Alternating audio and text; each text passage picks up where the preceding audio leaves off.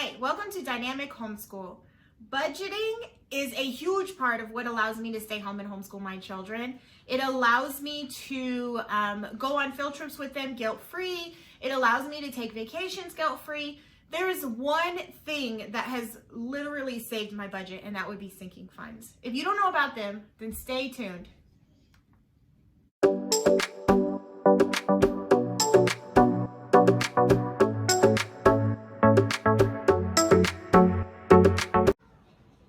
Okay, sinking funds are like little cash boxes. You'll write what your fund is and how much you want to save. The goal of sinking funds is to contribute a little each paycheck until your timeline that you have, and you'll have a whole lump sum. So for example, Christmas comes every December. If you want to save $500, you think that's how much you're going to spend, and you're starting your budget in the beginning of January, you're planning, then what you're going to do is you're going to take 500 divided by 12 months, and that's going to tell you monthly how much you need to contribute to this little cash box or on your banking account to get you to that 500. The goal is to make it little baby steps of contributing, so it's not this big, huge, stressful event. Some examples would be birthdays, car repairs, oil changes, Christmas, a homeschool fund, a clothing fund, a beauty fund, vacation fund, house fund, if you just feel like you're going to want to redecorate, appliances. These are all types of funds that you might spend money on throughout the year, or you're going to go on vacation, you're going to need this much of money. It's better to do it in bite-sized chunks than try to think that, well, I need to work a whole bunch of overtime hours so I can get all this money at one time. So sinking funds have been a life changer when it came to my budget, because I would budget, I would pay our bills, and then whatever was left would just sit in the account. Well, it would get spent, and then, things would come up like Christmas, and we're now having to use the credit card because we spent all of our money on random stuff throughout the year.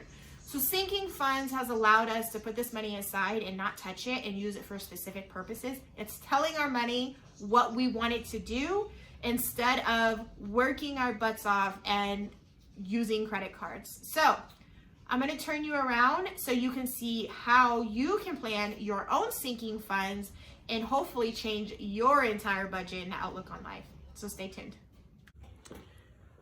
Okay, so I've talked about sinking funds, and I just showed you my layout that I printed. This is what goes in the front of my budget planner, so I can access it each month and kind of remember what I was contributing to. So to do the math, you need to gather a list of what you want to contribute through the month, through the year. What are things that are going to come up that you're going to spend money for?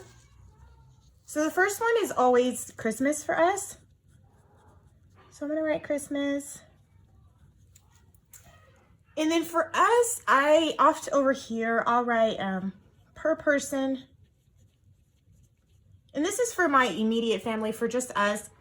We have agreed that we're going to spend $500 per person, and there's 6 of us. So that comes out to $3,000. We also contribute to Elfster. We play with family around the world. It's like a secret Santa. So we choose one person and we budget $50. My whole family, our kids participate. So we're going to do $50 per person. That's going to be $300. Because this is the only time of year that we really give gifts to our family out of state, it's a little bit higher. We do Christmas parties. So that's usually $20, and it's just me and my husband, so that's $40. And then we have family locally, so we just put other family.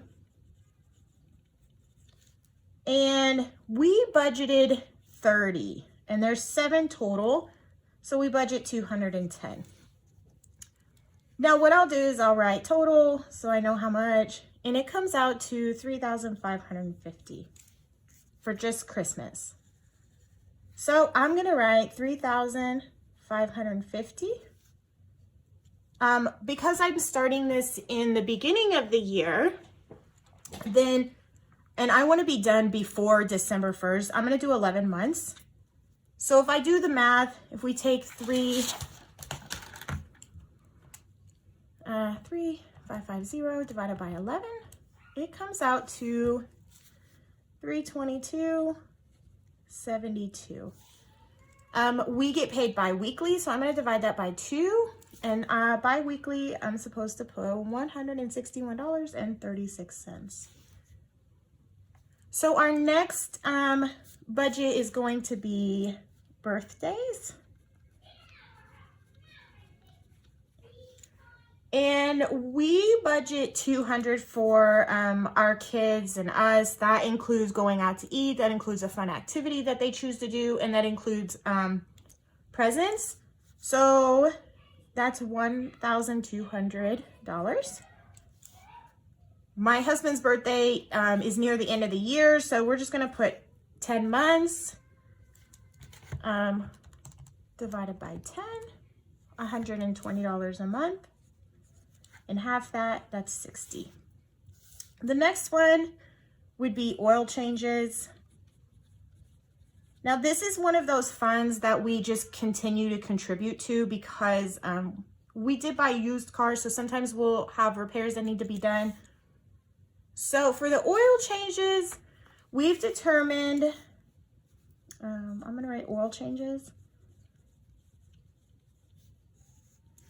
We have determined that each of us is going to spend $125 for oil changes times 2 cars that we have. So that comes out to $250. And then for us to feel comfortable in case any emergencies, we budget $500 for repairs.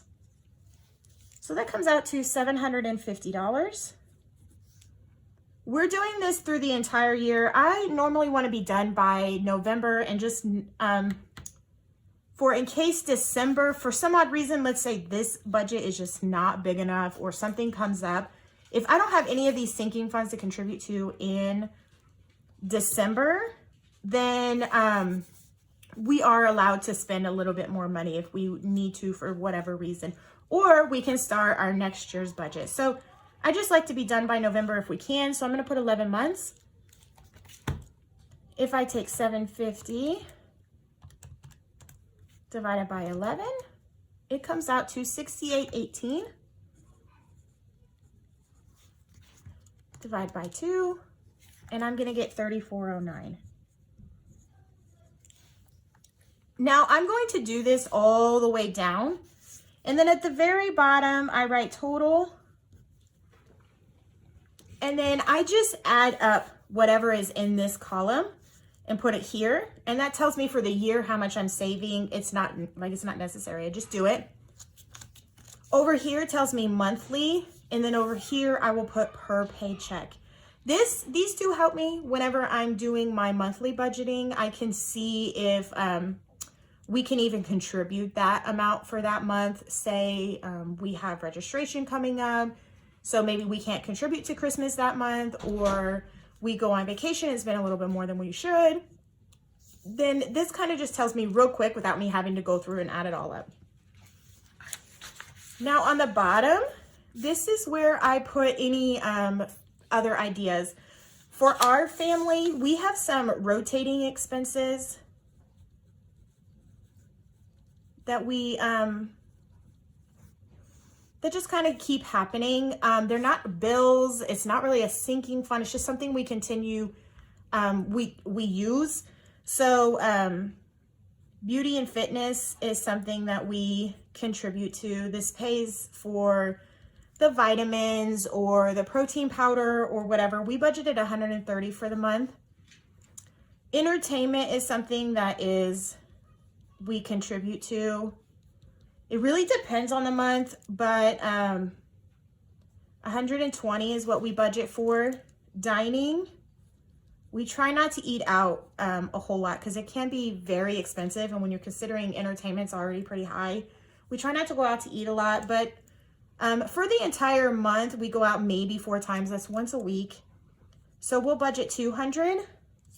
My husband gets some money. This is just for if he happens to drink all his Monsters, or he goes out to eat with his buddies during work. things like that. He doesn't do it often, so that's just 20.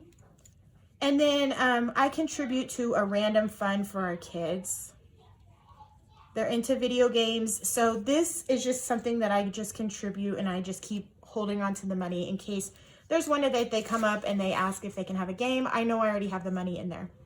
So this prepares me for our weekly budget whenever it happens. So, and that's going to be my next video, is how I did this budget.